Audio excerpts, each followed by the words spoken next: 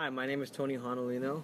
My passion is being out in the great outdoors. I love to go out into the wilderness and camp all alone or with friends, whoever wants to share the journey with me and adventure and live out there, traveling around, exploring, or going on great journeys from point A to point B, little expeditions. My first experience in the great outdoors was when I was a young child in the Royal Canadian Army Cadets, where they taught me a lot of what I know today on how to thrive and survive. I'm currently a student at Simon Fraser University. There, I'm taking 3 degrees, one in kinesiology, where I focus on health and fitness.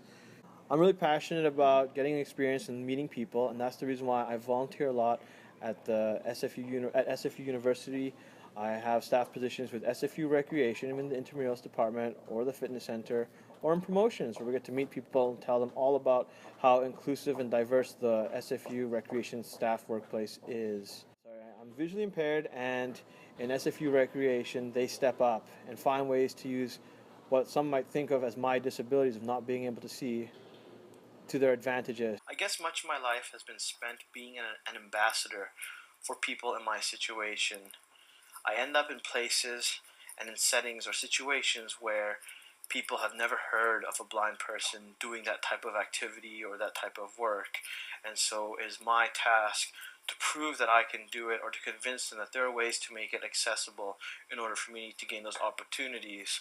Lots of times when I encounter people, I often find myself educating them and raising awareness of how everyone can be included. It's just a question of how we can accommodate them.